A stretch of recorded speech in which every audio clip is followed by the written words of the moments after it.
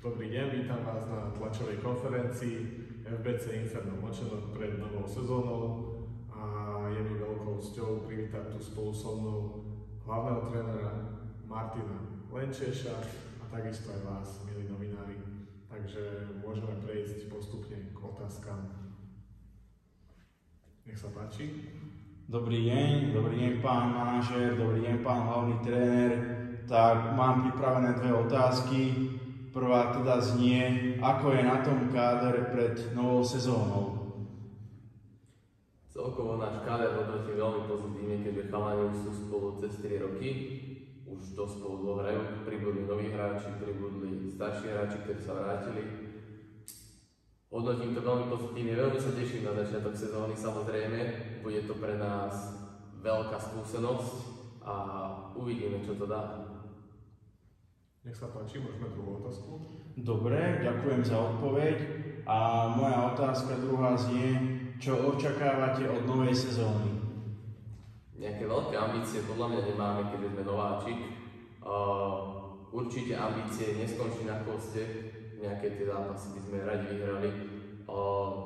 Rád by som túto sezónu skôr sa tak adaptoval, zistil, ako ostatné týmy hrajú a potom prispôsobil sa možno v ďalších kolách. Chcel by som skončiť aj nejaké strede až vyššie tabulky. To by bola perfektné pre nás, hlavne ide o to, aby si chalani získali skúsenosti. Nech sa páči, môžeme ďalšie otázky, ak ešte niekto má. Dobrý deň.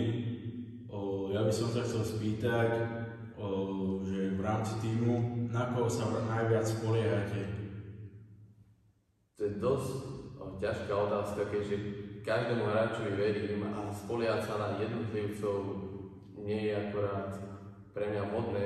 Určite nás poteší dobrý výkon brankárov, takisto útočníkov alebo aj obráncov. Áno, máme tam niektorých veľmi šikovných hráčov, ktorí sú individuálne veľmi dobré na tom, mohli by možno v budúcnosti, pokiaľ ich to chytí, ísť aj do reprezentácie.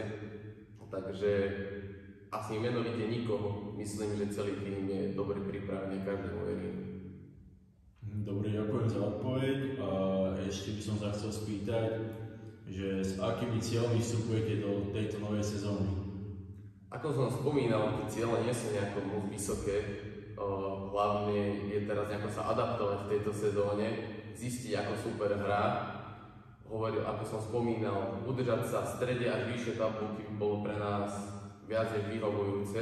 Verím, že na chvoste teda neskončíme a asi toľko.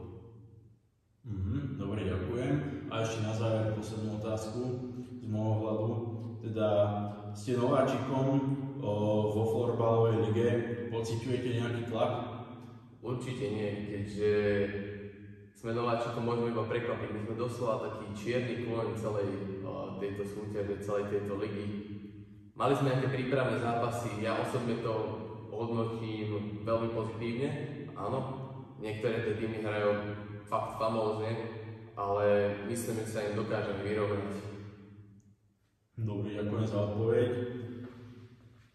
Tak, ak ešte máme nejaké otázky, regionálne denníky, nech sa páči. Dobrý deň.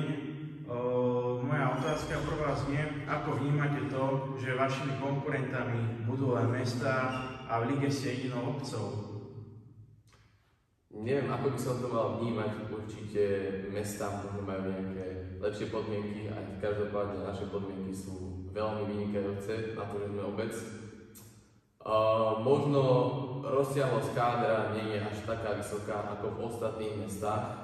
Každopádne myslím, že chalani si to môžu vynahradiť šikovnosťou alebo nejakými kondičnými tréningami, čo majú. Určite podľa mňa silovo a technicky sú na tom dosť pripravení.